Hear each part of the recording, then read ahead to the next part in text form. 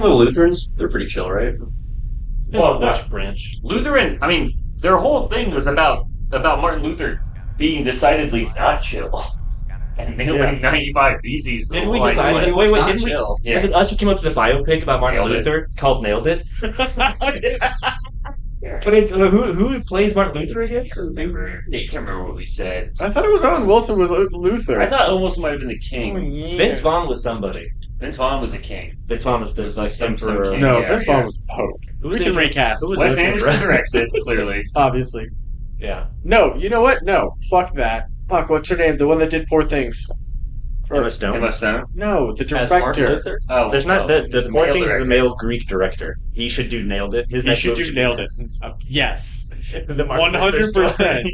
I was very pleasantly surprised to see a phenomenal fucking film. Yeah, that movie's fantastic. No fat on that film. It is perfect. It is economically told, yeah. Like any kind of like, just kind of like lull in it is just seep in the story. In the any world lull in it has that beautiful that's what fucking I'm scenery, saying. man. It's just like it's sitting in the world that it's making. You know, That guy's name. I think Owen Wilson should be Martin Luther because then he's like, okay, yeah, I hear you, but you know, like, what if like everyone could read the Bible? So I also like Wes Anderson directing because it gives you like just a straight shot of the door, middle of the frame, the theses on it, then a reverse shot, like high, like they're looking up, and it's like, what is that? Looks like some theses.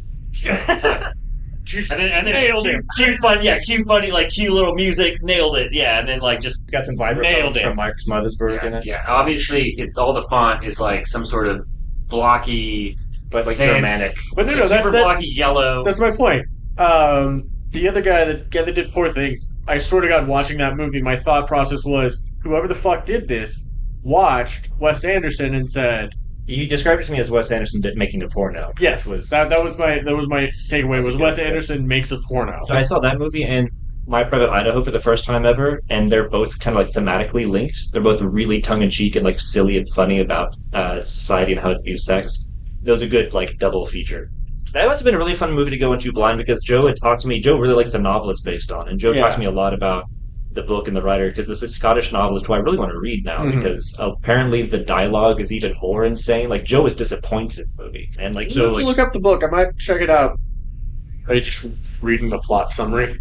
Yeah. Well, it's like 2-sentence plot summaries, just to refresh my memory. And then it also gives who wrote it and directed it. I brought a burrito and a beer because I'm ready. Did you watch the? Did you watch it? No. Wow. Well, Wow. So we have like, okay, hold on. So fucking watched it today. So watched it today. Watched it this week. Watched it Several weeks ago. So, like sometime last month. Mm-hmm. watched it when I was 12. Well, all right. Well, here's the You have seen it. And full disclosure, I have absolutely no idea what I'm getting into and what apparently we're talking about. We're like doing episode by episode, arc by arc of the Clone Wars show, and just kind of like talking about it, and that's all it is. The Clone Wars, the 2008 3D animated. horribly 3D animated. I was going to say, actually, I made It's the nightmare comment. fuel. I made the comment watching this arc, probably this first episode. I was like, you know what? This animation holds up pretty well. Because it's not half bad. Honestly, like, and this Okay, Taylor, please introduce us, because we need to start here if this conversation is going to continue further. Because I have some. I feel as if I will get some pushback. So, I've never 2008's the 3D animated, not the 2D animated That is correct. 2003. That is correct. which is just Clone Wars. Yeah. This is the Clone Wars. Welcome to Misa Hungry for the Clone Wars, where we'll be talking about episode 2, 3, and 4, the Malevolence arc. This is Taylor. To my left is Shane. To his left is Hutch. across the table, and to my right is Taylor the first. We're going to be just talking Just about the show. We haven't really decided as a podcast if we're like analyzing how good of a quality the show is, or just talking about the plot, or really what we're doing. I'm just along for the ride. But basically, the basic idea of the episode is that the Confederacy, the CIS, has a brand spanking new toy in the form of a gigantic dreadnought ship, which blasts out an ion cannon only from its side, which seems like a design flaw, that neutralizes all electrical bits in your ship, and they've been decimating Republic fleets and the Jedis, to varying degrees of success, try to stop it. Did you say it was secret? It's super secret. That's like the big part about this. It's first secret. The episode, it's secret. At the beginning, it's secret. Plo Koon gets away. That's how it becomes not secret anymore because it leaves no survivors. Yeah. Dooku's like, we have killed everybody. There have been no survivors. Well, they know that there is a weapon. Yeah. But they don't know the extent of the weapon. They don't know what the weapon does. They just know that ships are getting blown the fuck up, and they don't know how. And then all there is just a fucking minefield of death. Yeah. And I want to say this, to me, this is kind of like Proto-Death Star. Proto-Death Star. That's kind of what I was getting. Like they're testing. Yeah. Oh, also Shane. So I'm sure you to remind everyone, this is your first time watching Clone Wars. Yes. Okay, so this is not spoiling anything because this is from Revenge of the Sith, which I assume you've seen Revenge of the Sith. Yeah. Okay, so you know the very beginning of Revenge of the Sith, where they're flying the actual Order 66 going out. And you see the one guy that's flying, and he gets shot out by the cat guy. So that is Plo Koon, and that is Wolf, the guy that he is trapped in the shuttle with. Now, I don't remember any of that. I haven't seen that movie in a very long time. A lot of the characters that you meet in Clone Wars are all, you know when they die. You know exactly when they die, and you meet the people who killed them, and they form friendship. Are you telling me though that that's when Plo Koon dies? Is that scene? Yeah. In Revenge of the Sith? In Revenge of the Sith. And that is the wolf pack that kills him. I think Shane is mostly upset that Plo Koon doesn't die instantly. And here's that season. They liked Plo Koon. No. Plo Koon, that's the thing. And so did Wolf. Plo Koon is so beloved by his troopers, they literally, their symbol for, like, their shit is just his face. And you'll fucking see it throughout the series, and I want you to watch for it. That's why I'm bringing it up. And it's in the background the entire time. Is every time you see Plo Koon and the Wolf Pack, they're all just going in this big troop transport with Plo Koon's fucking face going, hey! On it. It actually has him doing the finger gun as well. It kind of does. I mean, if you look at his face, it does. This makes so much sense. But also, I just want you to remember, those are the same people that killed him. Remember that everything in this show ends in most of them dying horribly betrayed deaths. Which I think is a really cool. There's a really good AV Club review talking about the last season of Clone Wars and before AV Club was destroyed by its parent company. But they're like, the whole time, the whole show, you know exactly how it's going to end. Yeah. Like, you know, there's no escape from what Palpatine's doing, which brings up like a bigger, like, dramatic question, which is crazy for a kid's show.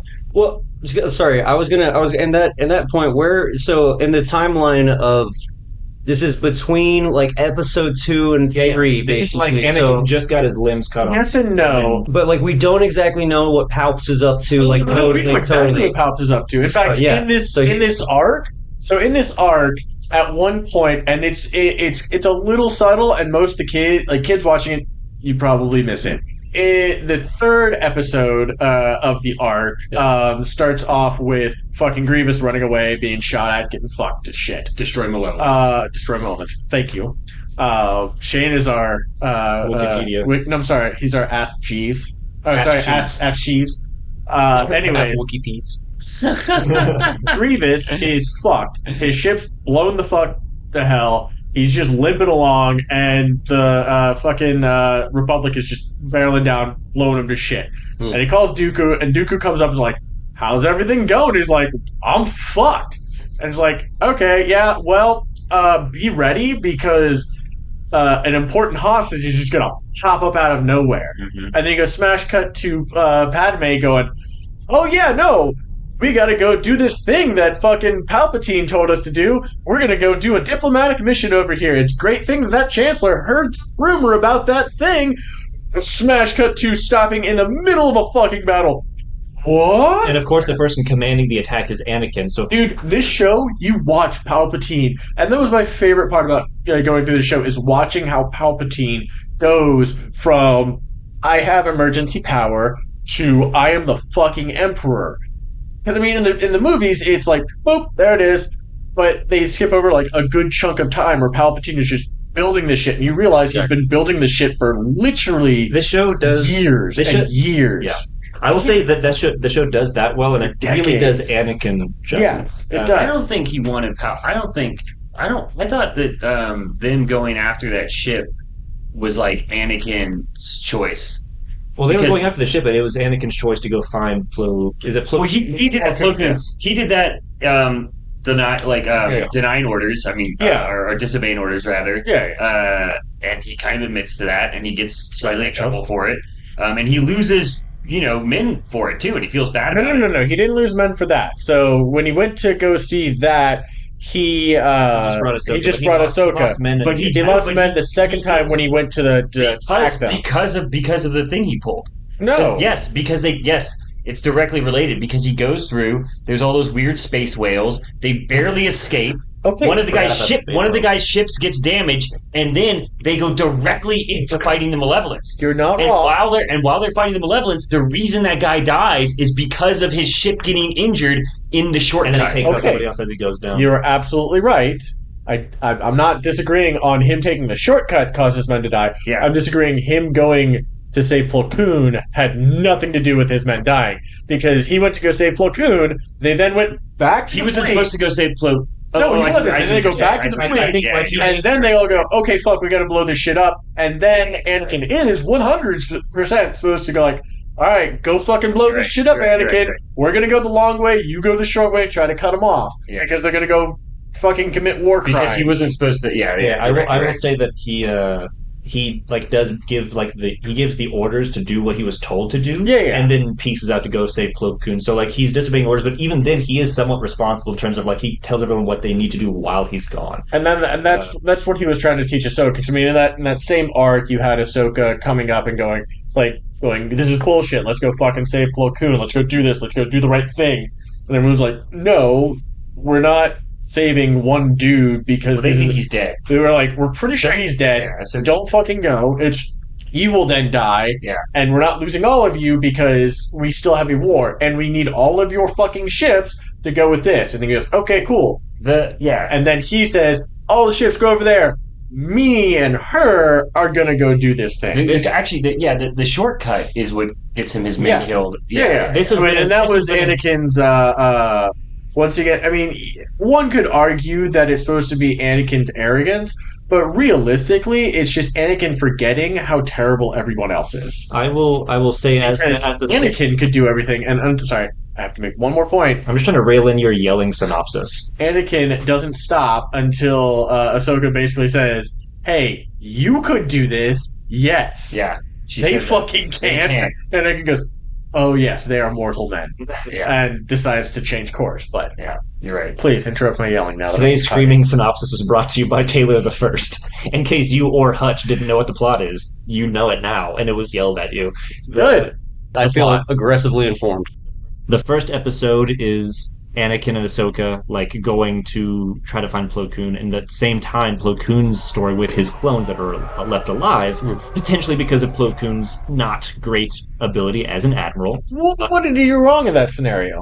Ship's range. Yeah, that was my favorite part. That's my favorite part. When he said, he's like, open fire, and the clone's like, we're out of range. And then there's just an awkward beat, and then they get hit. No, it's because they're trying to get into range. They're trying to get the fire. Say that though. That's no point. Everything's going, and they're like, oh fuck, everything's about to hit. He doesn't have any strategy other than is it attacking us? No. And he's like, cool, let's hang back for a second. Yeah. And then it releases the super weapon. Yeah, and they're like, oh shit, it's coming at us. And he's like, shoot it. And no, we're out of range. Sir, we're still out of range. Basically, they were out of range too. They had the fucking ion cannon. But it gives credence to your argument, which is that the Jedi Masters should not, aside from Anakin and Obi-Wan maybe, they should not be leading armadas. They are not trained to do that. They're trained. Really. Yeah, they're trained to be really good yoga instructors. Once it's just him and a small group of cloney boys in the pod, he's dishing out mad advice. He's lifting everyone's spirits, looking at their individuality, making them come into their own support. Okay, I will say, but Plo Koon is also and this is not this episode, but later on, it's better. Plo Koon is a fucking ball. He is one of the few that is a legit fucking gem. Out on the ship and just deflects like lasers, like just being out there, like Yeah, he's like, oh, right, I can handle. Plo Koon is like one of the great top tier lightsabers. He's an amazing Jedi Master. I can't. He is not. Plo Koon. He's No, I not love him. I love an him. admiral. That's why his title is not admiral. General Plo. It's they're general, but if generals. he's in charge, Doesn't matter, they are General General. PK. General PK. all PK. all Jedis are generals Okay. and all Padawans are commanders. I will say, by Is this the right? Is that right? It's They're all 100% generals? So right. you can just You be like General Windu, you know, Yeah, whatever. General Windu. General. I was like, because wasn't Kiadi Mundi? He was a general. Like, Yeah, literally, all the Is- Jedi were they're all just- generals. yeah. To be fair, the Jedi did defeat the Mandalorians. listen, I'm not talking Yeah. about Old Republic. Old I'm just- Republic. I was is about to say different. that is different. I'm saying, than the like, Old Republic. they have a history. video game. Jedi do have a history of being. Because I was thinking about that same shit when I was watching it today. I was like, why the fuck are Jedi in charge? And then I remember, like, oh yeah, because you turned the planet of Mandalore into fucking glass. I guess it makes sense that people would turn to you and be like, all right, cool, fucking deal with this shit. It wasn't even. Was it that I the don't Jedi think- Order did it, or was it Revan did it? I mean, Revan was the Jedi Order. No, Revan and Malak kind of like went off on their own, and the Order's like, I don't think we should be like leading the Intergalactic War, and they're like, shut the fuck up, and they win, and then they go medieval. Yeah, that was the Sith. Yeah, but like Created the Sith. initially they were Jedi though, and they went out as Jedi, and other Jedi were like, man, these two are the bomb. They Yeah, So followed now, them, but now it was we're with, talking it was about Old without. Republic territory. Yeah, it was like a Yeah, couple yeah. of Anakin. If I'm not mistaken, I don't think it was Revan. I think it was just the Jedi because because during the Jedi Mandalorian War. It was the Republic fighting, and the Jedi were helping, but like No. It was the Jedi versus Mandalore. Like it is, they do not mince words when they say who desolated the fuck out of Mandalore. yeah, it was. They it was, blame the Jedi. 100%. They it's say the it was Jedi, the Jedi. but they were under like. Yeah, This is the case. It's Revan and Malak who were yeah. leading the charge, and even the Order were like intense. Even- You're right, because the events of the video game happen after the Mandalorian War, right? Where they're like, it basically right after that schism. yeah. They were like a council that wasn't completely warlike. They were still this like spiritual kind of thing, but it was starting to branch out into like Yeah, and that's they were having yeah. to deal with the Sith and starting to militarize themselves as the yeah. That's my point. Is these mythical characters who have this long history of fighting Mandalorians, fighting the Sith, and being in all these wars, and a new war breaks out, and it's like, who are you going to turn to? I mean, misguided as it is, because these guys have been, like, they've been peacekeepers, they've been learning how to be fighters, but there hasn't been a real war for fucking ever, and at best, they're negotiators when they go to place. They're not there to, like, kill everyone. They're sheriffs. Yeah. Like they're space So, I sheriffs. mean, But the more I watch it, the more it makes sense, and the more I know, like, alright, it makes sense that you'd put the Jedi in charge. It's a dumb fucking move. I will say that I know the show's called The Clone Wars, and it's from a show point, like have all the military be clones. From a making a TV show point, if you can get one voice actor to do all the voices, They're different voice actors. Really? Yeah.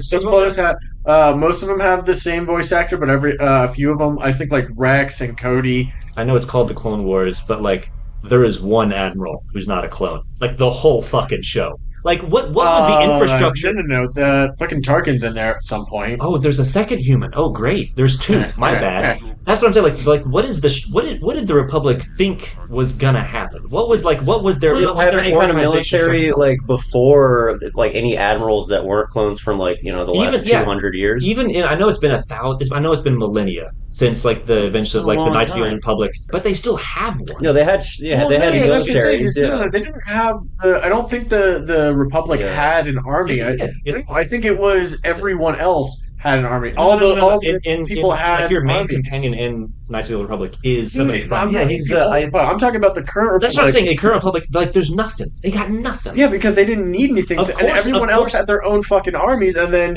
a bunch of people wanted to be fucking separatists. It's like how it answers so many questions, such as like Carthonasi. Carth. Yeah, he's a bitch. I don't like. He him. is. He annoys the fuck out I of me. don't know who he is. But like it's like how do the Hutts control the Outer Rim? Oh, Dedoy. Like because there's one admiral for the entire galaxy. Like it's There's not one admiral. There's just one admiral that we see, and that happens to be the admiral of that we see Anakin for Chief. seasons.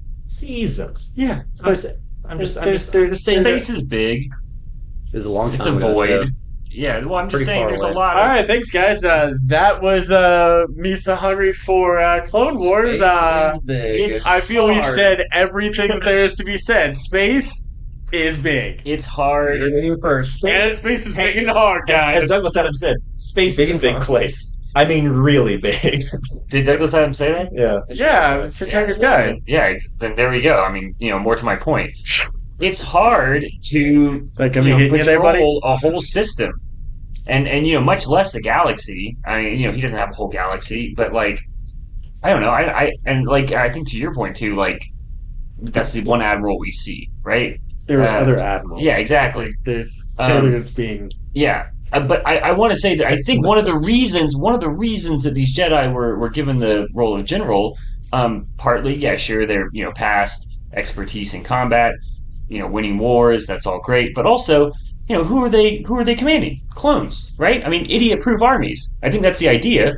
Even if they aren't the best generals, you've got like the ultimate soldier at your command, right? So what does it matter if they're not the best generals? They're still Jedi, who are awesome, and they've got force powers, and they're great fighters. And then also they have literally soldiers made to be the perfect by a soldier. nebulous force. No, I agree with that. I agree with that because I mean, and one of the things I love about Clone Wars is they start to bring this into focus, and they do it a lot of Filoni's. Dave Filoni directed the first episode, the first Malevolence episode of the arc. Oh, okay. He's like the main force behind it, and he's like now the main force behind all of Star Wars creative Disney stuff. Aside from the best show, Andor. But no, anyways, he's You didn't do Andor? No, Andor's the Born Supremacy boy. Oh, cool. Yeah. Nice. Born Identity guy. I haven't seen that. But no, That's the best thing you got. you actually start to get to see I'm not watching it. how society treats the clones, and they are treated basically like droids, or at least almost like a step above a droid. They're like organic droids. Yeah. So like That's how I people- agree with you when you say like, what the fuck's the worst that could happen?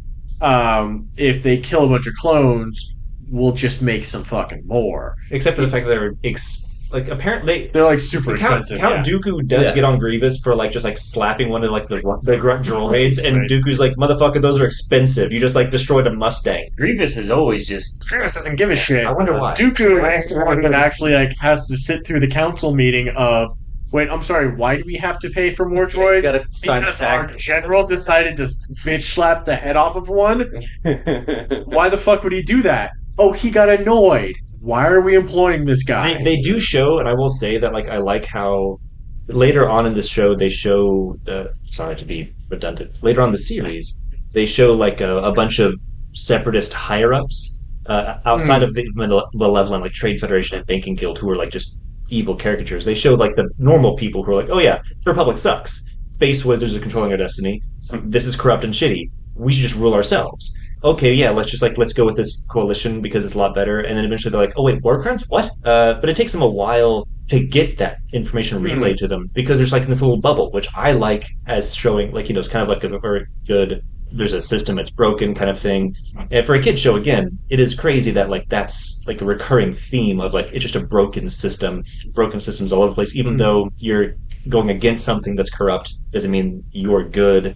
Because a lot of neutrals and grays and whatnot. I was expecting the Republic to make the first war crimes.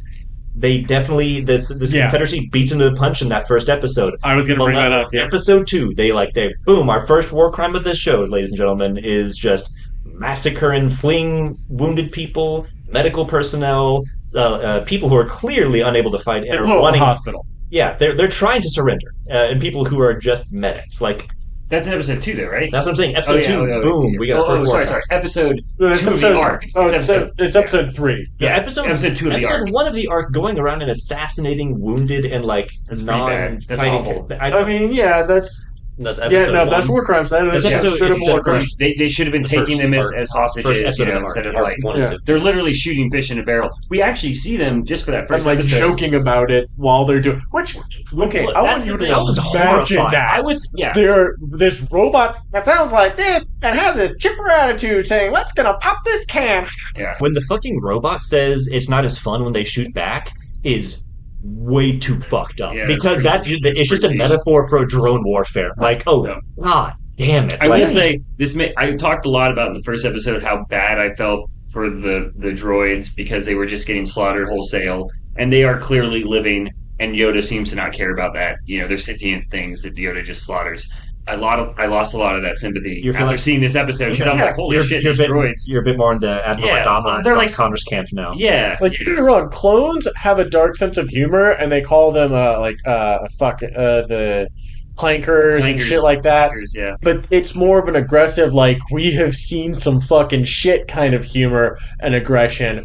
There is no morality in the droids, and you can hear it in their voice because their voices never have anything other than that same fucking monotone as they joke about killing people Roger. and all this other shit. And it's just like, oh yeah, no, kill them all. I know it's small. They do like have like a vague sense of self-preservation and like even empathy to other droids. Like they they'll freak out if their friend gets killed in front of them. They'll be like, "Rah!" and that makes it worse. So because so that are we means on they team? know the difference. Are we on team B? The B was it B1s or B2s? I think B1s is their the droids battle droids sentient or not? They're sentient, but they're under Well, control. because there's also like I was looking at something like this the other day. On the original Battle of Naboo, once Anakin takes out the command ship, then all the droids shut down. But the later versions of that don't have like a centralized network like that. Yeah. So like the original Achilles heel of the first generation is that they weren't like insentient, and that they didn't have that like they were literally just robots controlled from a thing. But then they changed it to where their control came from. Mm-hmm. Although they are connected to some kind of network, because the way they beat them in the end, or like they send. It's like the last season they send either Anakin or somebody, and they turn off. They like destroy they broadcast like a kill switch to everybody, so they're still somewhat linked together. Spoiler alert: all the Jedi die. By the way, if you weren't aware, and spoiler alert. I guess it's the similar Republic to this. Technically wins, kind of.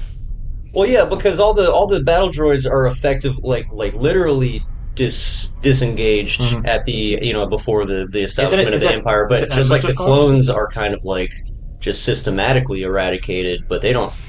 Their kill switch wasn't internal. Yeah. Well, and we'll get into it later. We'll get into that much later. That's for later. In Rebels, and they get into it in Bad Batch. Have you watched Bad Batch yet? No. Okay. It's not as good as Rebels or Clone Wars, but it's still fun. It's a lot of fun, but it also it answers all those questions. There is because it's literally that Order 66 happens, and then it's clones dealing with shit after that, and how the transition from clone troopers to stormtroopers. There is a 2-part episode where it's just like Senate procedure on how to deal with clones and trying to pass a bill. And I'm like, I would watch a whole show of this. This is fantastic. Which is why the Andor show, there's a whole part where it's just like the inner workings of basically the Secret Service meeting of the Empire. I'm like, I would just watch seasons of this. Did they have to figure out how to get rid of all the fucking corpses? There was a logistical hold up. I'll go back when I said space is big. Christopher Reeve's Superman movie, is it, where he just takes all the nukes in the world, puts them in a bag, and throws them into the sun? I think that's Superman 4. Yeah. Always into that. Let's nuke the sun. No. It's then the anti-Superman hurt shows up and remember. Yeah, I don't. 4 is where it gets murky. Yeah. 4 is where it gets murky? So episode 1, Plo Koon and friends don't die because they do jump out, start blocking bullets. They work as a team, as a squad leader. And then Jedi Anakin are and great. Ahsoka come. And then Anakin and Ahsoka come, they save them, and they get back. And so, not a great admiral, great squad leader. Episode 2 is it when they actually engage the ship? It's actually they attack the Malevolence, they go through a. Before I get into that, though, I will say that this show, I really like how this show deals with Anakin's transformation, because from episode 2, which is episode 2 of the Clone Wars, which is the large part garbage. Episode 3, Revenge of the Sith, Attack of the Clones. Attack of the Clones, thank you. Revenge of the Sith, kind of a boss movie in my opinion. Lots of flaws, amazing though. I still really love it. I love the way The third movie. Yeah, and I actually I don't think that Hayden is a bad actor in that movie. I feel like he's he's doing a lot of things where he if you watch him, what he's saying he'll say something like he's not sure or he's certain about what's going to happen or what he's thinking. But the way he's saying it, the way he's clearly already made a decision. Like, it seems like somebody who's already made a call in their mind, in their heart, and they're trying to rationalize it to themselves. The whole movie. There's a reason where he doesn't immediately kill Palpatine. There's a reason he doesn't do this, like, he doesn't make these decisions. He tries to backtrack, but, like, I think it's pretty good, it's decent writing, and it's pretty good acting on his part, that, like, his character, from the beginning of the movie, he's already changed. He's already made his call. But this show shows really well, not only Obi-Wan and Anakin having really, like, their relationship making a lot more sense, but his change and progress. I really like how they deal with it, because it deals with trauma. Like he can't, a lot of it he can't help because he's never addressed the fact that he was, a slave and then taken away from his family, like all this fucked up shit. And just to tack on to that, also the war crimes. Big fan of the war crimes. I will argue for Attack of the Clones. I do not put any of I don't put any of it on Hayden Christensen. There was a time that I did. I will freely admit there was a time that I hated Hayden Christensen for fucking up Vader. However, the more I watch it, the more I understand the character, the more I realize, he's Anakin Skywalker, but he's like fucking 19, 20 years old, never touched a woman, and the literal woman of his dreams that he fell in love with when he was fucking 10, who, by the way, is only like a few years older than him, she's like fucking 15 in the movie or some shit. But anyways, it's like 10 and 14 or whatever, right? Yeah. Like, Padme's, like, super young while she's queen of Naboo, which is... I don't know. Anyways... Are you calling into question Nabooian politics? Yes, very much so. Nabooian politics is bullshit. It seems like the Gungans should be more in control because it's their planet, isn't it? Also, let's not forget Palpatine from Naboo. Okay, real quick. Just saying. And I don't colonizer states, what you're saying. Yes. I don't just derail any more than we have, but I'm just trying to get a feel for the... Did you make that as a pun when the train went by? That was good. That was good. I guess I did. Finish my point real quick. Oh, okay, sorry. He's a fucking 20-year-old kid who's love of his life, who's never been able to experience love, and if he goes to anybody and says, hey, I'm having naughty dreams about this girl, they say, you need to meditate more, and that is wrong. Which is why, again, and this is getting... And so I get it. I get all of his things. He's fucking horny teenager. No, episode 2's problem was dialogue and pacing. You mean the script? Yes, the script. Yeah, the script. The entire movie. The fact that they were the way those movies' problems are the way they filmed them, which was not well. Like, they didn't write it well, they didn't film it well. It was saved by the fact that, like, story-wise, generally, it's engaging, and like the acting is good. It wasn't saved. I mean, I say being qualities, not that was saved. The points in its favor. Look, Clone Wars, the Clone Wars. Actually saves a lot of it because a lot of the plots that come from episodes 1 and 2 are like actually polished and refined in the Clone Wars, and you get into the banking guild and the trading guild and what their whole deal is, and why the Trade Federation, and why they did what they did on Naboo, and you're like, oh, that makes sense. That's the movies do not explain it well at all. You're just like, who are these aliens who are like kind of bad stereotypes? And also, the older I get, the more I wish they would have leaned more into the Trade Federation disputes. I'm like, okay, yeah, but I know it's stupid to want it in a Star Wars movie, but can we just kind of go with that plot? Because it seems really fucking interesting. Yeah, that's fine. Throw some laser shit in, sure, but... Why are you attacking them because of trade routes? My point. How do hyperspace systems work? Yeah, this show does save a lot of those first two movies. And my only other point about those two movies are, it is staggering that somebody can be like more beautiful on screen than Natalie Portman, and it is Ewan McGregor every time. Like they are competing for hottest member of the movie, and I think Ewan wins. I think he does it like every time. Because he is literally Jesus, and he's covered, like you can't see him, and then he takes off the robe. Have you seen the picture of the fake Padme though? Do you remember? No. Yes, it was. Fuck. Yeah. It was.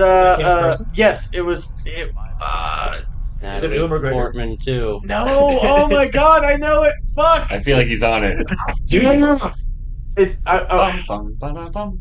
Am I doing the right thing? No, it's not Game of Thrones. I was trying to do Gore Verbinski's. I was trying to do Pirates of the Caribbean. Yeah. It's Keira Knightley. It's Keira Knightley. It's Keira Knightley. Yeah.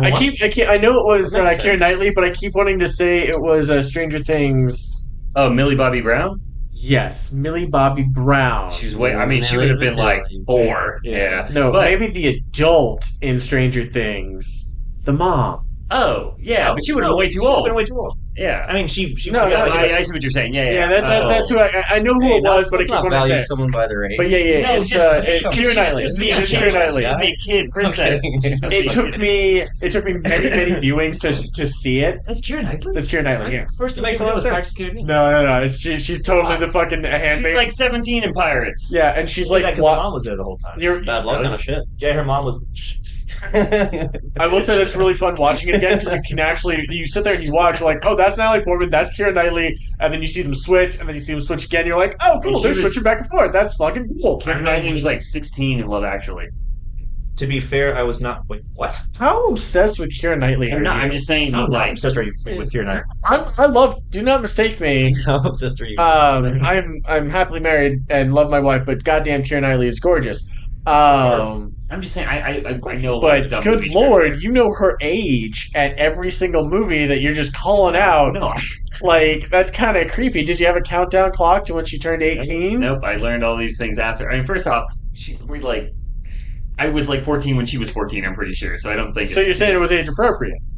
I didn't know her ages when I was that young because I didn't care, but I'm a nerd. Oh, you didn't care about age at that point. Now you care about age. I would say that it wasn't age appropriate as a young teen that I was attracted to Ewan McGregor. So we've got covered, quote unquote, episode 1. Episode 2 is where, and again I was watching this with Roland. So Shadow of Malevolence. Thank you, Shane. So my complete feel of the episode is loose because I had to take care of my son. But that is the episode where they attack the ship. That's the whole Anakin Boone comes with them and Ahsoka's with them and they only have bombers. And then a bunch of Y-Wings. Yeah, because they're just going to bomb the shit out of it when it was a bombing run. Which, by the way... Are Y-Wings, that's a Republic ship then that the Rebels use later on? Yeah. The B-Wing is the only one that is originally from the Rebels. Yeah. Because they actually have a whole episode. They developed the show. The B-Wings are the ones that are like, it's the little pod, and then it's like, it goes down, and then it like just has that weird T, and it does all that. There's that whole arc in Rebels where they develop that ship just for the purpose of fighting the Empire. Cool. But there's nice. Didn't know that. I would like to watch that episode redubbed, where all of Matchstick's lines are just, I'm gonna die! Because every time he speaks, all he says is, I'm gonna die horribly. Hi, I'm here to prove Anakin wrong, and I'm gonna die. Did I mention I'm gonna die? I am so gonna die. He's in this episode. He's the guy that gets tagged in the when they're going through the shortcut, and then eventually his ship blows up because it couldn't make it. So he dies. But he's the same guy in the very beginning of the episode when Plo Koon goes, "Hey, Anakin, maybe not do this really risky bombing run like that. This is probably not like the best plan. Who you take is not coming back with you. Like a lot of people are gonna die doing this." Like, no, we're not. Hey, Matchstick, you think we're gonna make it? Yeah, boss, we're gonna be great. Yeah. It's like the bad sign in a Star Wars movie where you suddenly have like a named character in like a seemingly like endless, like faceless, like nameless group of NPCs, and they have like a little snarky comment that gives them a little bit of character. I'm like, it's not gonna look good for that guy. Yeah. He's going down real fast. Except in Clone Wars, they all have different names, which I absolutely love that they legitimately named every clone. Yeah. What did you think about the whole attack episode? What did you like? Oh yeah, I loved it. I think my favorite one was the first one where it's Ahsoka and Anakin searching for Plo Koon. Yeah. And then Plo Koon and the other his men sitting like ducks waiting to get killed and Plo Koon having to come out. That was my favorite. I like this one a lot though. Do you like Plo Koon more than you like Yoda? Because you seemed really annoyed with Yoda. No, they're both... Once again, hashtag Yoda's fault. Yoda, no, they're fine. I like Plo Koon. I like them both. I mean, they're annoying as like any Jedi is, just because of their stupid religion and their weird, obtuse logic about everything, and I don't know. I like a Sith over here. Yeah, the Sith are worse. The Sith are worse. Yeah, they're not. They're very annoying. Like you're like, the only thing wrong with them is their personality and their beliefs, and most of the things they say. Man, I'm not a super spirit. Their laser swords and their robes are fine, and their fun powers are fun. I like that. But all of their stupid, it's the extreme, it's the micromanagement from just like an age of like 4 or 5 years old. I mean, should you be a monk at that age? Should you be like giving away all worldly pleasures when you're a child? Should you be trained to be a soldier at that age? Oh, you're gonna like There's this so show. much. Like, that's my other thing. Ahsoka, what is she? 12? 13. 13?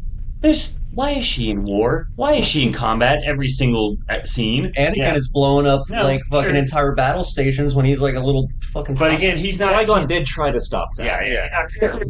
He's he said of the council. Yeah. He's the bad boy of the Jedi Council. He tells slaves to not. A lot of Nemoidians on the battle. Yeah, well, I'll just say that I'll go on record right now, not a fan of child soldiers. I'm not a fan of child soldiers. That's a bold stance, sir. I mean, there's going to be some. Someone finally says it. Look, I don't know if I can say that. I mean, some of my best friends were child soldiers, honestly. Yeah. Well, he's not saying that the child soldiers aren't bad. Are they still? Are some of your best friends still? I'm not against the children. Okay. Yeah. Are they still currently? I mean, they said that like being a child soldier made them the man that they are today. Well, I'm so excited to have that sound clip from you forever. And anytime you try to apply to a new job, anytime you try to say something, take any kind of epic high ground with me. What were you saying? We're talking about child soldiers in the Jedi. Being kind of like I'm not faulty. The strict dogma. Hard to hit them with when they're smaller. The strict, you know, and if it was strategic, that's even worse. They're like, look, you gotta go. What if we have more of them? Wait a second. You get more of he rips around. The tiny one trains the other tiny ones. Youngling should have been quicker. Plo Koon is the one that finds Ahsoka. If you watch Tales of the Jedi, they show it. Like, he's the one that like takes her into the Jedi. That's why she mentions it in this episode. Yeah, that's why I was bringing it up for your edification. Yeah, I was wondering who has the. Yeah, that's why when she's like, he was my first friend. Like, that's why it's so fucking important to her, is because he is literally the person that it took her in, and then he kind of counsels her, and like they have a genuine friendship. Yeah, for a second, and a genuine mentorness. It's we don't know about it. It's like an episode's worth. Like, you're not sure. She's pretty hot about the finding. Yeah, you don't know why, and then Ahsoka has to say like the reason I wanted to go find. Oh no, this doesn't happen in Clone Wars. This happens in the new. I know. She mentions it. She mentions it. Yeah, she mentions it. All she says is he was my first friend. Yeah, she said she's like he's the one that found me. Yeah, she I don't remember her saying it. I remember her saying like he's my first friend. Because Anakin, I think he's even like, oh, why were you so, or why do you care so much, or maybe it's not. I remember that. I remember him saying like, why do you care so much? And I remember him saying her like referring like he's always been there for me. He was my first friend. Yeah, but she never really. I don't remember her saying. She talks about being like, he was the one that found me. Because I was listening for that. Like, because so you like the first episode more. I like the first one more. I think it has better tension. It's better pacing. I definitely don't like the third episode as much as the other two. That's because I think it wraps it up. It's a rescue episode. Yeah, it sounds really shooty too. I think you don't like it because and you'll see there's going to be a lot of rescue episodes. Yeah, and they're never the best. Like they're not bad. They're okay. But every time it's like, oh, okay, what's the plot? Oh, so-and-so has been, like, it's literally writing room. Okay, I got my die. All right, so in this episode, Grievous kidnaps Jar Jar Binks. That sounds great. With a hammer. At Mustafar. Yeah. All right. Being the first one, I kind of liked it. You know, I thought, it hasn't gotten tired yet. It was the first time. And so, I will say, I have to admit, I mansplained Y-Wings. I was watching with Liv, and I was like, I nerd-splained maybe. Okay. Can we have a segment every time of Liv's take, like what Liv thought about the show? I'm getting Can that be our first segment? Just real quick, Liv's take. So just on what is it? Because if we can do that, then I could make a musical theme for it, and it'd be like, we could all say live steak or like whatever we think. Live steak. Yeah. So on Destroy Malevolence, when we first see Padme, all we get told is they have a high-ranking hostage being sent your way, so keep an eye out. And then we see somebody flying towards them, about to go into hyperspace with C-3PO in tow. And I say to myself, like, oh, that's Padme. I think I say it out loud. And Liv, my girlfriend, is not convinced. And it's not till she gets captured, and I think Anakin actually, like, says, like, they've got Padme or something. But she's like, oh, that is supposed to be her? She's like, that doesn't look like... Oh, yeah, that doesn't look like Natalie Portman. The fucking animation is nightmare fuel. Well, and I was just literal nightmare fuel. I like the animation, but I don't think it's a great... I just thought to myself, I'm like, yeah, it doesn't look like her, but she's with C-3PO. So, like, who else would it be? Because it's how much does C-3PO get around? Yeah, so... I will say that, like, I do like the characterization of Padme. My favorite part is when she says, do not come and rescue me. Yeah, blow me up. Blow me up. And I'm like, what a fucking... Dude, once again, since she was 14, she has been fighting a rebellion, fighting the people in the Senate, and going on diplomatic, dangerous-ass missions. Like, she's been in the shit as long as Anakin has been in the shit. I really do like she's just like, no, this is fucking Tuesday for me. I liked her in that, in that episode. I always liked Natalie Portman's portrayal of her, and I like, so far, I don't remember what my opinion about her from the cartoon the first time I watched it, but so far, I like it. Yeah, and just to your point about the animation, just real quick, I do like the animation for the most part. I'm comparing it against stuff like the other really early 3D stuff, like, Jimmy Neutron, I think blows out the water. Hey, Beast Wars obviously blows out the water. I love Beast Wars. I love Beast Wars. I love all this stuff. This is the Beast Wars family. Ewan McGregor is still daddy. I live agrees. Like, he still looks great, animated. But I'll say this, Palpatine... For the podcast listeners, I'm trying to cool myself off. Ian McDiarmid, who plays Palpatine in the movies, they did him dirty. Like, Christopher Lee looks like a badass, even in the blocky, weird animation. Diarmid looks like a goblin made human. Like I said, he's more terrifying in the Clone Wars than he is as the actual Emperor. He's like an older man and stuff, but I'm like, you didn't need to. He looks like he doesn't look that old. He looks like a boardwalk caricature, 3D animated. Like, that's what they did in the show. I was like, he doesn't care about the plan. When they're going into it, Anakin, he's like, so our plan is basically blah, blah, blah, and this, come in and just mess shit up. And Anakin's like, yeah, you got a better one or something? And Obi-Wan's just like, we'll see what happens. And I'm like... Okay, yeah, but we gotta imagine this is not the first time they've done this. Sure. This is like years and years of Anakin dragging Obi-Wan into a half-ass cock plan, and somehow making it so Obi-Wan at this point has watched Anakin pull victory out of his ass so many fucking times. He is just shuts up and is like, all right, look, I don't know how he's going to do it. That's a fair point. He is the chosen one. He's going to do it somehow, and I will be there to help. He kind of with eye rolls. And to make sure he doesn't go full dark side. I will say the one thing I don't think the movies do well, that the show does really well, is that like he very clearly is just like, midi-chlorians are stupid, and I am electing to ignore them. But he is clearly potentially a chosen one because he's just ridiculously powerful and like way too talented. And the whole time Obi-Wan does begrudge and be like, well, I guess Qui-Gon is right because son of a bitch. Like just like every goddamn time. No, Anakin, right? My other headcanon is that C-3PO is fucking has the deepest plot armor of anything in Star Wars. Because he fucking has somehow survived from the entire Clone Wars all the way through. I think he's still in the Disney. He lost his arm. And he did get blown up at one point. But he comes back. He's been like rearranged. He's been like taken apart like 30 different times. Is that like plot armor or is that a torture sense? He's been like infused with residual force powers by Anakin. Han Solo's dead. Love him. No, but Han Solo turns him off and on a lot. He reboots that motherfucker. Yeah, no chance he has. I'm just saying. What's your point? Current date. He was fucking wiped and forgot everything. I think they put all of his memories back in, but I choose to ignore that. That's why he doesn't. That's why he doesn't recognize. Well, he was also wiped the first time. Like if we remember in Revenge of the Sith, last thing that says, "All right, wipe the droid's memories." They did not wipe R2D2's because R2D2 No, R2 has plot armor. He absolutely because does. R2D2 goes through the entire fucking thing. I think he gets hit. No, I think R2 is like one time force sensitive or something. And then he's Pour one out for Matchstick, who we saw die in this arc. I mean, I didn't see that. All right, it's not my carpet, but okay. Don't pay. Metaphorical pour out. Metaphorical pour out. Into your stomach. Into your gullet. Yeah. That's not a dang. Hope no one down your dies gullet. Down your gullet. Out.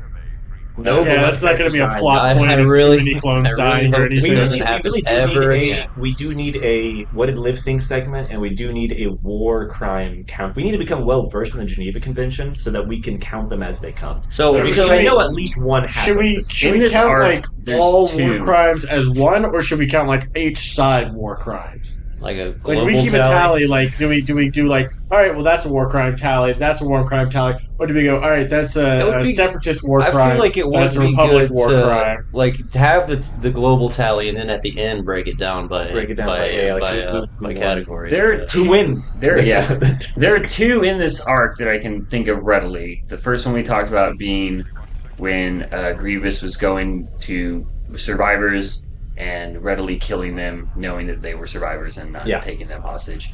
They're non-active combatants. Non-active combatants. And then in the second episode, attacking the hospital, I think it's pretty blatant. Yeah. It's pretty he obvious. didn't just attack the hospital. He already blew up. Like the ships that he blows up in the very opening, those are not regular ships.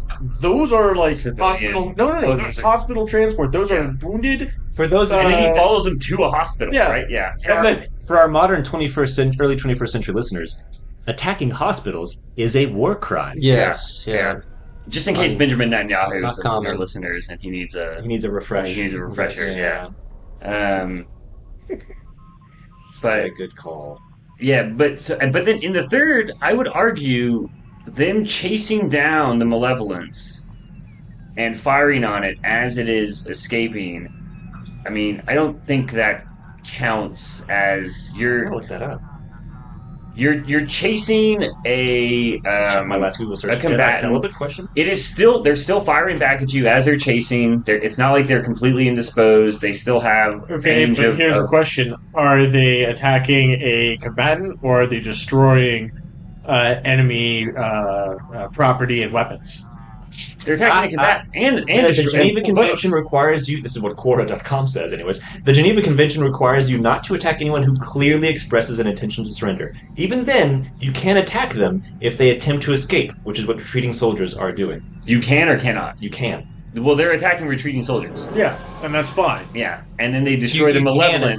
Yeah, you're not allowed to attack soldiers. You're not allowed to. The second they say we surrender, you're not allowed to attack them. And that's the Grievous refuses to surrender. He goes MIA because he leaves the rest of his ship, and they're trying to contact him, and he does not respond. And then the last words of those droids are, "We're all gonna die," before they blow up the ship and they all die. Yeah, I love that.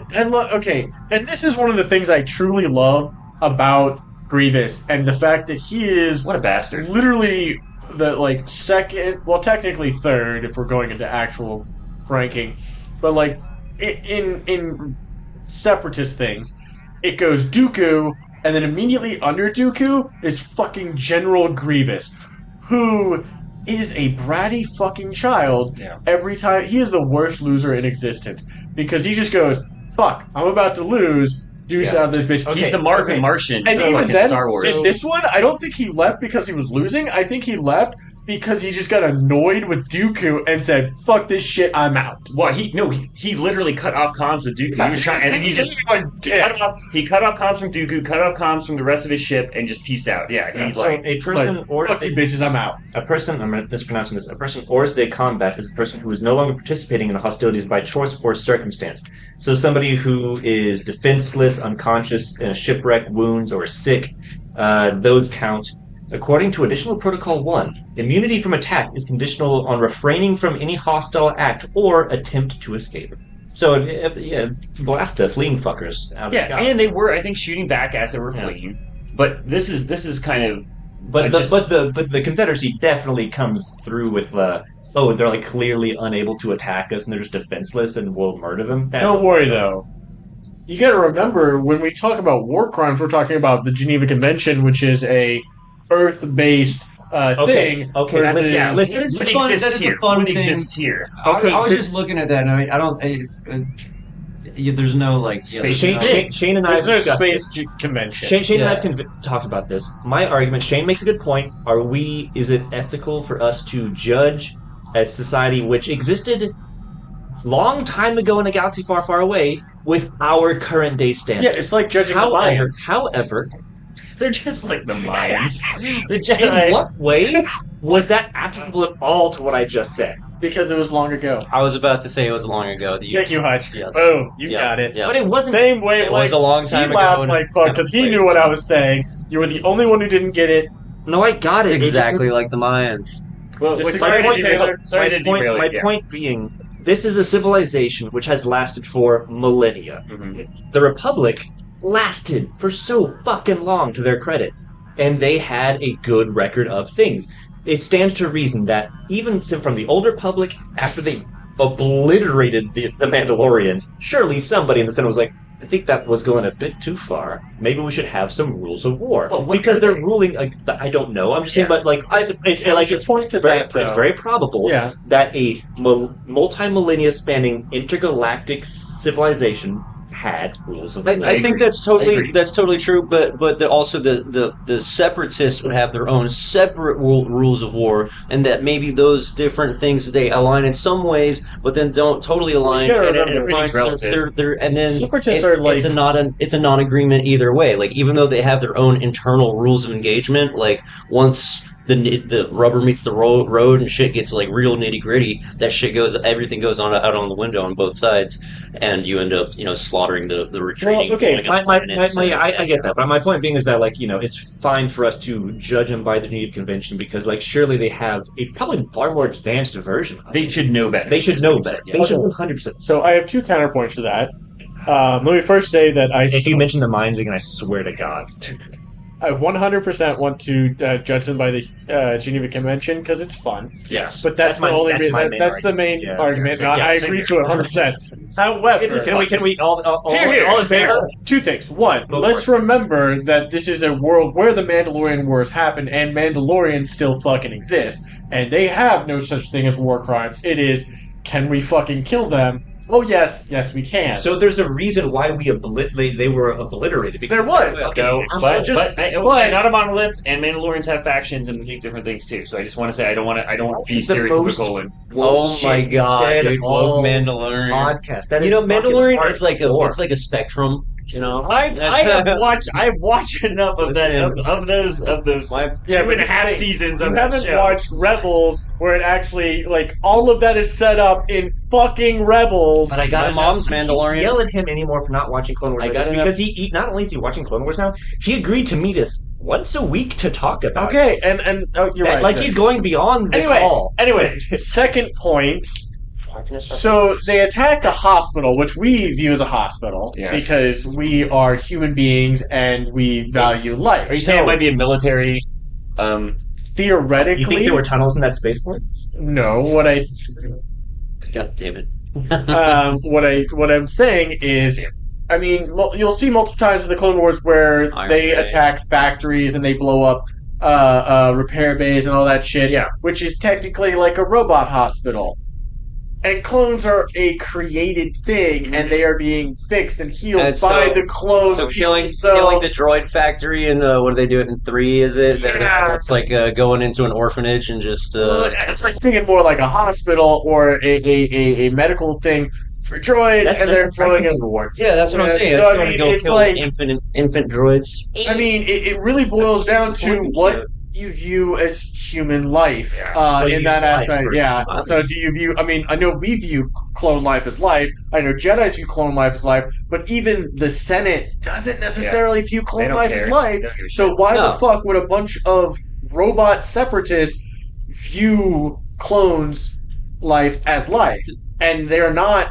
In that case, they're not blowing up a hospital. They're blowing up a factory, a military factory. You were the Edward Said of the Clone Wars. Look, dude, I gotta play all sides. That was the most well thought astounding point you've ever made. Would you like to know that I literally came up with that as you were talking? I'm glad I inspired it, I guess. But they also probably have little value of any light, right? Like, yeah. Oh, so. no, I don't think they actually thought that through. Yeah. I'm just saying, from Warcrime's perspective. Yeah. They wouldn't even view it as one. Yeah, exactly. Yeah, it wouldn't even. That makes R2-D2 story a lot more complex. Yeah. Just watching robot factories get decimated. He's like, we're sticking with the boys, I guess. Yeah, I really don't. Does that make R2-D2 an Uncle Tom?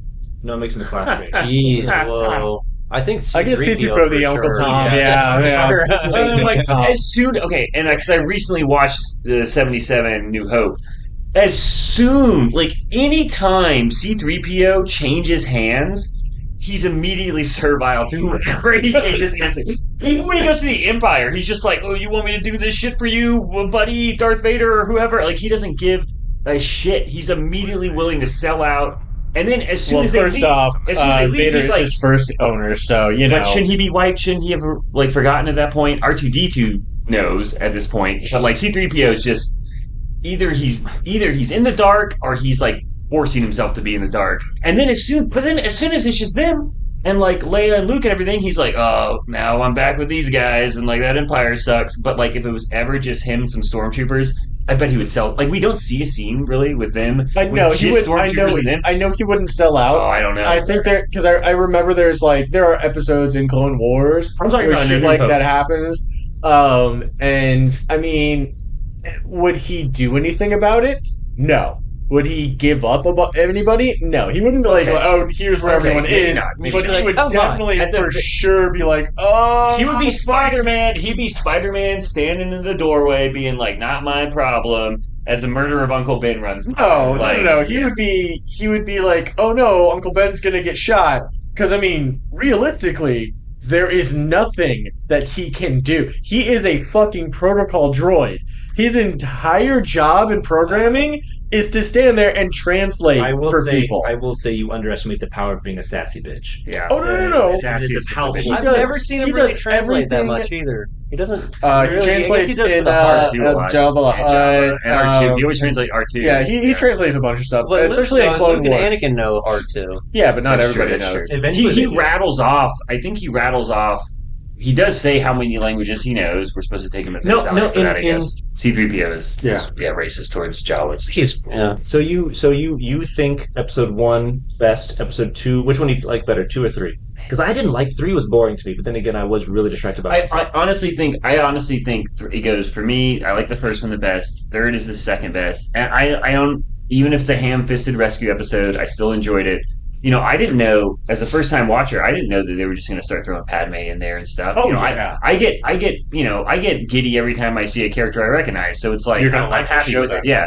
So I enjoyed that. The second episode, to me, the whole like shortcut and going through that weird whale thing. I mean, that to me that was like an animation show off kind of thing. I mean, you were never really worried about Ahsoka or Anakin. Like, maybe you were worried about the clones. Nothing happens to him in that thing. It's supposed to show growth for Anakin in the sense of, like, that whole plot arc of Plo Koon talking to Anakin, like, you gotta understand, Anakin, you can fucking do all this shit. Nobody's questioning that. Yeah. You gotta remember, all these fuckers are behind you. Literally says that. They both, and that was to show it, because he's like, I'm gonna go straight through this thing. Yeah. And it's like, okay, cool. Well, how do you know this? And it's like, oh yeah, no, it's this fucking old traders. By the way, they call it this. And then Plo Koon goes, I'm sorry, you don't know what the fuck that actually means. Holy fuck, we're all gonna die. I do like that each episode, you could see like each episode's like a different aspect of Anakin's, because he's the main character, you could say, of the through line. He's the main through line anyways. Like, each episode's a different aspect of his character. The first one is the really redeemable qualities. Like, he disobeys like direct orders for a good reason. That's one of my favorite parts. He didn't, and that's... He technically didn't, but he's going... He lied through a mission. He bends orders, and that's his whole thing, is he's teaching Ahsoka how to bend orders. And that's his whole point when he even talks to her, is like, wait, you were going to do what I said to do the whole time. And he's like, yeah, of course I'm going to fucking do this, but I'm going to do it so that we're just bending the rules, but we can't break the rules. But he's still showing up as like an ethical kind of character. Like, he's making a moral call. Mm-hmm. Like, whatever cost to him, like fuck it. Like it really shows that theory that I think we've talked about it before. Is there's the theory that they have not. You and I and Thomas have talked. Okay, so have you all heard the theory of like, if Qui-Gon Jinn had actually been Anakin's master? Like, if he had actually raised him, Anakin would have had no problems. And I think a lot of the Clone Wars shows that, because you have episodes like this where you see qualities of Qui-Gon Jinn in Anakin Skywalker and how he deals with the Council and he deals with everything, and he never truly breaks the rules, but he always kind of bends them and makes sure that everything is... In that episode specifically, he did, I think it was a thing of him like showing, I like asking for forgiveness as opposed to asking for permission, and Ahsoka, that's how you should deal with these guys. And that's also Anakin's like character. Well, that's also Qui-Gon Jinn's character, and I think it's a holdover from Qui-Gon Jinn. It's a holdover. That's how he got Anakin. That's how he got Anakin. Is he 100% went, I'm just going to do this, and then talk to him. Anakin is just naturally arrogant, so he's not going to listen to same reason he thinks he should be a master already, right? He's going to do whatever he's going to do. Consequences be damned and orders be damned. Yeah, and that's the point. That is the exact point. Is you have this insanely talented Jedi who will be this fucking powerhouse of a badass. Yeah. And you have Qui-Gon Jinn, who is known for being that rebel Jedi. He is the the Maverick of Jedi. He'd be MacGyver too. A little bit. But so whatever 70s, 80s cop hero he wants to be. Matlock. He's also Matlock. He's also Matlock. He's the Matlock of Jedi. He's the Columbo of Jedi. He could temper that arrogance in Anakin, because he would never at any point show that he was better than Anakin, but he would always show that he's wiser than Anakin, which Obi-Wan never really could. But more importantly, the biggest thing is when he starts having dreams of Padme dying and his mother dying, and all this shit starts happening to him, he would have someone who he 100% could actually go and talk to. Because he does, and the movies show this, and the show shows it more. Yeah. He does try to confide in other masters, and like Yoda did a really fucking bad job, and Obi-Wan is like really uncomfortable because Obi-Wan's kind of in some ways like very emotionally not intelligent. Like he's not very savvy with that shit. The Jedi.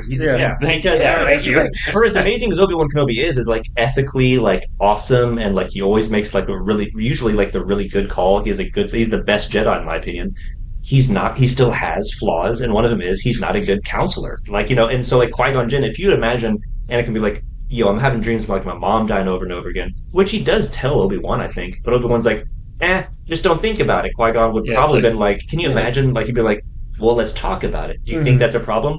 Why don't we just go visit your mom? Because Qui-Gon Jinn would be like, they shouldn't have attachment. Qui-Gon's like, I don't give a like it's like clearly he needs to do something. Like Thomas disagrees with us. I think that if Qui-Gon had been around, Anakin would... You're saying if Anakin's dad had been more emotionally available, we wouldn't be That's the point, is Qui-Gon Jinn would have been a father figure for Anakin and would have given him that strong parental role model to actually aspire to be, while he was stuck with Obi-Wan, who is not a bad Jedi, but you gotta remember, Obi-Wan was a lot like Anakin and Luke when he was younger, and he was that wild spirit, and the only thing that tamed him and made him into the Jedi that he is was Qui-Gon Jinn, who was that free spirit, who knew how to handle that and knew how to mold that into something productive. He's the older brother. Anakin needed a father. He didn't need an older brother. He needed strong parental control, because without strong parental control, he realizes I'm stronger than fucking everyone here, so why should I fucking And I think in that respect, I agree, where it's like he was never cut out in the first place to be like in the order, because its whole guide to parenting is being the emotionally unavailable, like dad. You're supposed to just kind of go figure it out, and there's never ever going to be like, I love you, son. Like versus Obi-Wan, who says, just don't fucking think about it and accept the counsel at face value. He's a lot more like just blind, and that's because that's what Obi-Wan has to do. Obi-Wan's free spirit is like, look, I just have to put my ego aside, I have to put all this shit, and he learned how to do that, and he's trying to teach Anakin how to do that, but Anakin doesn't understand it because Obi-Wan is not the best master for Anakin. Yeah, I think I agree. It reminds me of, and Shane you and I were talking about this the other day. The writer, He did the best he could, though. yeah, I will say. the Hammett, the writer who did like the Thin Man and Red Harvest and the Maltese Falcon. Like his whole personal history of being in the Socialist Party and being blacklisted for it, and then like they put him on trial and they say like, listen, you're a famous writer. You're like a war veteran of both wars. He like fought his way to be enlisted in World War II. He's like a patriot, but he is a socialist, like registered as a Socialist Party. And they're like, listen, if you just give a few names, we'll let you go. And he refused. But he apparently was like vocally would critique the American Communist and Socialist Party, like routinely, like called them out and like hated the Stalin USSR Communist Party, but was staunchly like he would never leave the Socialist American Party. So is this your Qui-Gon? Is this what you think? That's what I'm saying. Like, yeah, Qui-Gon would call them out all the time, had problems with them. There's a reason he's not a master. Like he disagrees with so much. He sees the corruption of the Republic and the corruption of the he's Council. not a master. Yeah. So Yeah, exactly. Anakin wouldn't have had that chip on his shoulder of not being a master either, because his mentor literally refused to be a master. Yeah, like not refused. Like there are plenty. Didn't play the politics. Yeah, he didn't play politics. So like he would have been a good father figure, surrogate father figure. He would have also, like in Phantom Menace, all these weird fucking things start happening, and like from the beginning of the movie, he's like, "This is fucking weird. This is fucking weird. What the fuck is happening? Why the fuck are the Trade Federation's doing what? They try to kill us." That's ballsy as shit. Yeah. I can take him, but like that's stupid of them to do. And like so like every event seems weird to him, as it should. Because it's Palpatine making like it's the Sith making their big move. And it's like, and he's the first one to go, "Oh, it's the Sith." He's one like Sith are back, found the chosen one, shit's going weird. No one believes him. And it's not until he's fucking killed that they're like, "Well, I guess the Sith are back." And they're like, "Doy," you know, like if he had lived, also like put him in a room longer. Great scene in the Jedi. Tales from the Jedi. Oh, Tales from the Jedi, dude. Oh fuck! God. When fucking Palpatine and Dooku are talking about the death of Qui-Gon Jinn. Don't ruin it because it breaks your heart. I just wanted to make. If Qui-Gon Jinn had lived, he would have sniffed out Palpatine so much earlier than anyone else. Probably. He was already on the tail. And it was already like. My point is, you guys are right. Anakin would have benefited from Qui-Gon. Now, this is, I think, one of the reasons, for all the reasons you said, right? Like the father figure, the emotional support, just the strength of a father, right? That he never had, and Qui-Gon would be there for him, in a way that Obi-Wan couldn't. But the Council, I think, knew smartly, and this is a point I'll give to the Council, that wouldn't even have been necessary had he had gone through normal Jedi Padawan procedure. Had they raised him as a child soldier. Exactly. Yeah, exactly. Which I'm not for, but it's just they're like, look, that's all well and good, but he's going to have problems growing up. And if you're not there, it's going to be an issue. And it was. Well, and so their whole thing is like, if he had gone through the normal system, cool, great, good. But he didn't. And so we're going to have issues with it. Okay, but name the top three Jedi. We did have. Name the top three Jedi right now. It's going to be you. It's going to be like Jedi. I'm sorry, Fisto. The MVP of the team. Yeah. I mean, come on, man. I mean, you're talking to me. I'm not going to name the best. I'm going to say my favorites. No. I want you to name the objectively best Jedi. I don't know. It's not just that one. Is it objective best? The most powerful? What do you mean the best? Yeah, most powerful. I'm just thinking Luke. I just like Luke in my head. Okay, Luke. Yeah. Luke. I'd say Luke. Obi-Wan Kenobi is up there, right? Oh, 100%. And Anakin. Whoa. Anakin for sure. Anakin, I don't put Obi-Wan either. I don't put Obi-Wan either. Yeah, power-wise is one thing. Jedi means a lot of things. And I don't put Obi-Wan either of them. My point is... Be up there? Look, Obi-Wan isn't one of the greatest for the same reason I don't think Hal Jordan is one of the greatest Green Lanterns. Hal Jordan, how do we get here? I don't know, Hutch. I don't know how we always end up getting to DC somehow. Get off your phone. And I'm looking at Star Wars I'm going to steer us away. I'm sorry. My point is that I don't think Obi-Wan is one of the greatest Jedi. I think he's I think he had a lot of potential, but he's one of the greatest blunderers in all of Jedi history. I mean, he oversaw the creation of Darth Vader. he fucked up real bad. No, I don't. That's the thing. I don't think he fucked up because I don't think he could have done any better than he did. Hindsight's 2020. He could have done that. I feel he couldn't have. No, he could have if he had had different level of emotional intelligence. You could in the Clone Wars they showed us a bit more. Whenever Anakin tries to talk to him about things, and he does, to his credit, he tries to talk to Obi-Wan about sensitive attachment level shit, and Obi-Wan is visibly uncomfortable. He doesn't, and this is beyond what you've seen and what you might remember, but Obi-Wan is visibly uncomfortable. He does not know how to deal with it, and tries his best, but is just really, by the end of the show, there's a part where he kind of accepts Anakin. He clearly accepts Anakin and Padme's connection. He doesn't think they're maybe sleeping together. He kind of knows, but he clearly throughout the whole show cannot deal with it. Does not know how to deal with it. Don't tell. Don't tell. And then there's a whole part where Anakin finds out something about Obi-Wan's past, and even then, a point where they should be able to relate on, Obi-Wan does not want to talk about it. He just closes off his emotionally. He did the exact opposite of Anakin. He with the talk. He's like, you might notice that the Force makes you feel some new and interesting things when you get older. And anyway, just wear a Jimmy hat. See ya. Obi-Wan leaves at Episode 1. He was a Padawan in Episode 1. Yeah. And you know what got him his Jedi Knight status?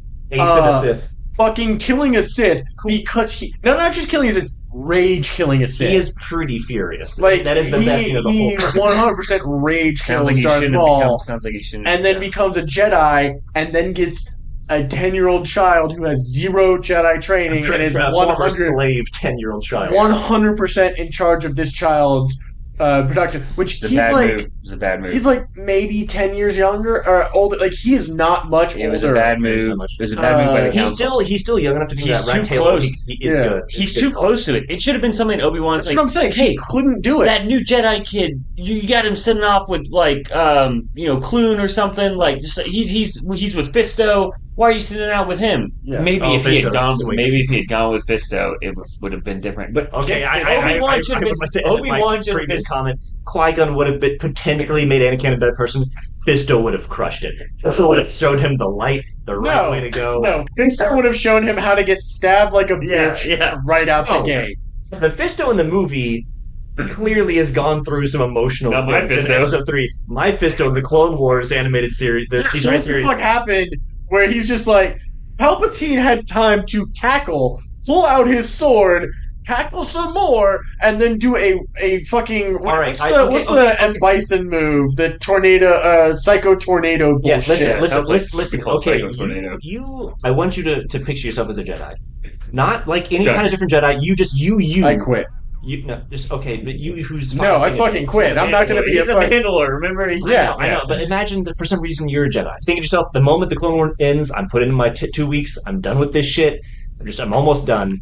And then Samuel L. Jackson comes up to you and says, "We found out who the Sith Lord is, who did all of this shit." And you're like, "Well, you know what? I was literally about to quit, but you know what, Samuel, I like you. So I'm going to go on this last job. Let me finish. You know what? If you watch the Clone Wars, probably. But so you go into a room, you fly with Samuel L. motherfucking Jackson and a couple of other Jedi Masters to take out, and on the way they're like, it's Palpatine. You're like, the old dude, the Chancellor. He's he's the old guy. And they're like, yeah, that guy. He's the Sith. You're just at what point are you like, I really need to be prepped fight wise for this motherfucker. You all come in, lightsabers already on, and then the motherfucker tornado spins you with a lightsaber. You're not expecting it. He came out with. I see what you're saying. I get what you're getting at, but I love it. It's excuses, man. He should have been ready. We didn't get Liv's 2 cents about the whole series, so I will say this is our first segment. Liv's take, or what did Liv think? I mean, this is take 0.5, 1.5. 1.5, yeah. Well, because we only got our opinions about Padme's animation. Yeah, I'm just trying to think of how they came to me.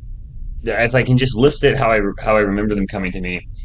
Padme did not look like Padme. We were both upset about the child soldiers. We are very big Raised by Wolves fan. I don't know if you know the show Raised by Wolves. Yeah. The sci-fi show was on Max. Yeah. Unfortunately got canceled. Yeah, that was good. A big part of that show it's atheists, the atheists versus Templars, kind of. yeah, essentially Templars, like these soul worshippers, and the world has been just ravaged by war between atheists and these soul worshippers, and the atheists get a lot of flack because in order to fight the soul worshippers, they use a lot of child soldiers. So the main characters are like victims of that. So that's like a kind of a big plot line, and we're like really into that really hard sci-fi thing. So I thought you were going to say we're both really into child soldiers. No. So both of us were very, I think, like Ahsoka seems very young, especially because we were watching the show Ahsoka, and she's, again, I know it's, I don't want to get into the politics of that, but we like Rosario Dawson. We like the show so far. We expected we just like, I think she watched this when she was a kid, but maybe she forgot how young she was. So we're just like, Ahsoka is very young, and there's a lot of war going on around her. This is like 20 plus years prior to Ahsoka. Yeah. So that was surprising to her. Child soldier Ahsoka. She thinks Ewan McGregor is hot, even as that's what I say. 3D animated. That's I remember Yeah. I can't remember if she had She liked it. I mean, we both liked it a lot. Yeah. So I think because she loves the first movies, the prequels, like those are her Star Wars movies. Yeah. So I think, and so she loves Hayden Christensen. I mean, obviously not as much as Ewan McGregor, but she's got a place in her heart for Anakin, a special place. So I think we're both kind of surprised at how nice he is so far. Just because we know what's going to happen, and just like how there isn't a lot of hate and bitterness in him yet, and I think we like. I think both of us. I think she made a comment about. It is kind of like Mando a little bit. This whole like Mando going. Or actually, no. This is what she did. I was complaining about child soldiers, and she was like, "Oh, you must hate Mando." And we both love the Mandalorian show, but I was like, "Well, Grogu's different," and I immediately started trying to equate Grogu to Ahsoka, and I realized like, "Oh shit!" I was like, "Mando's whole culture is war. It's different from him. He doesn't, child soldiers are a different thing there." Also, he does try to keep Grogu out of fights for a long time. Yeah, exactly. And for a long time, he's not about it until So I don't know. Those are kind of the points I can take away. She's gonna remind me of some that I've forgotten, I'm sure.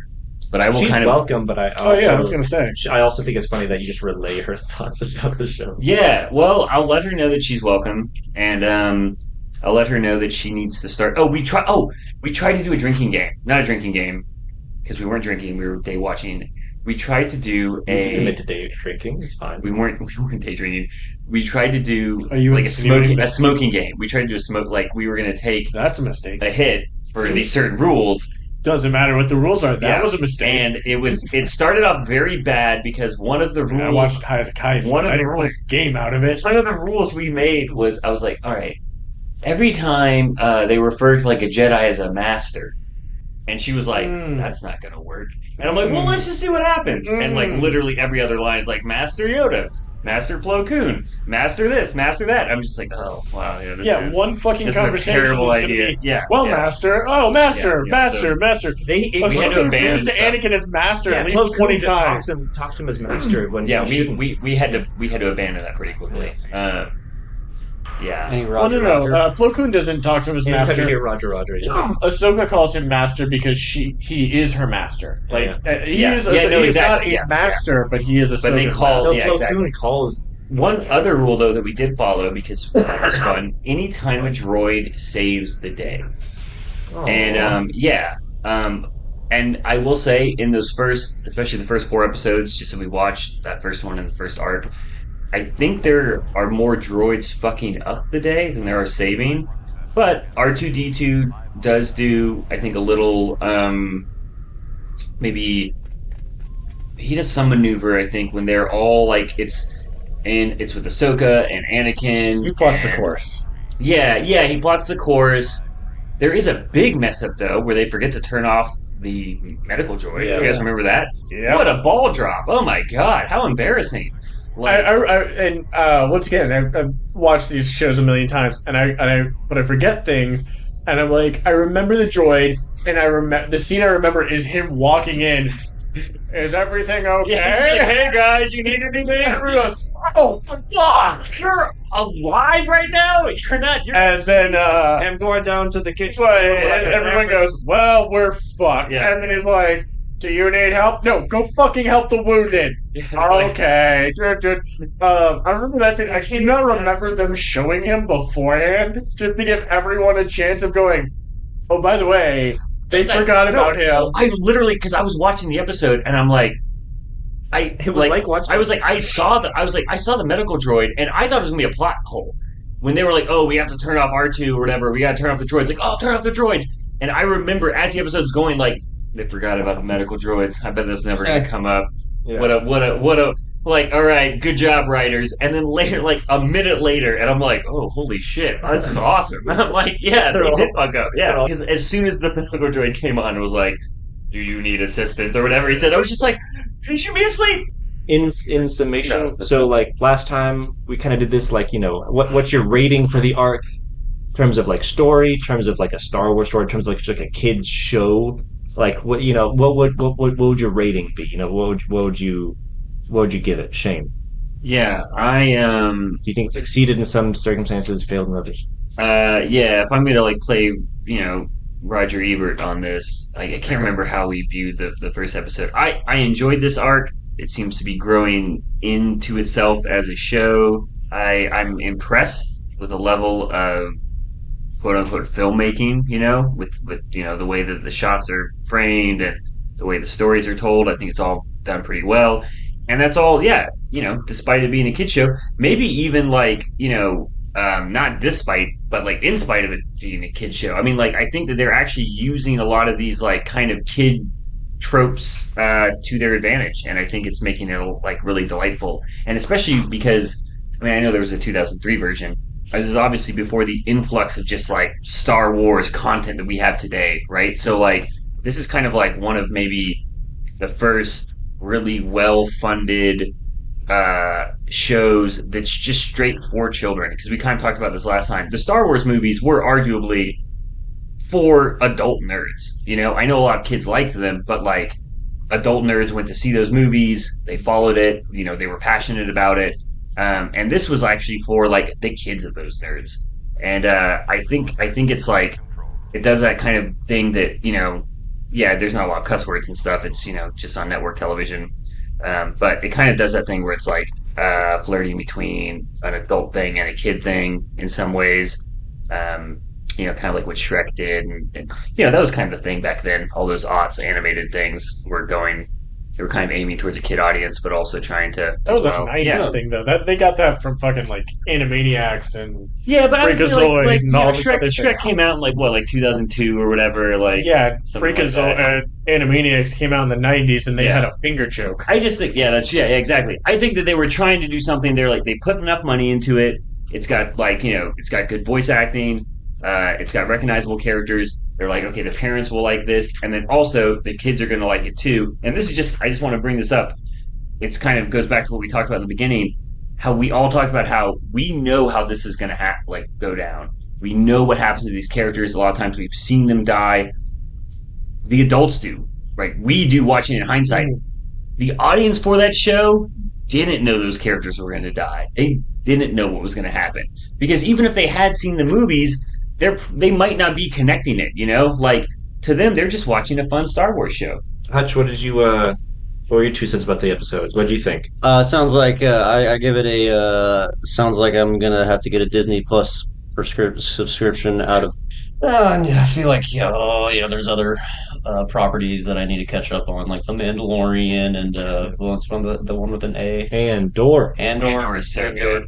Somebody asked me last year. I'm not gonna watch any of the new Disney garbage, but I've like Andor is technically Disney. It is, but it is made independent. Mandalorian is too, but I've heard that those are. It's Jon Favreau, man. I don't know. Is that space western? It's I don't know if that's like a canon that is like tangential to, or like part of like the canon. It has recently been co-opted by the producers. And for 2 seasons, it was more or less independent. Wasn't Knights of the Old Republic retconned recently too? It was. I think so. Are you Fuck. God, I know. I don't know. I might. Jizz is Jizz. I might be talking out of my butt here. Buddies of the New Republic now. It's called Lightsaber Buddies of the New Republic. Lightsaber butt buddies of the New Republic. It's called not as fucked up as you remember it. I definitely want to. I'm gonna start rewatching it and maybe join you guys sometime in the future.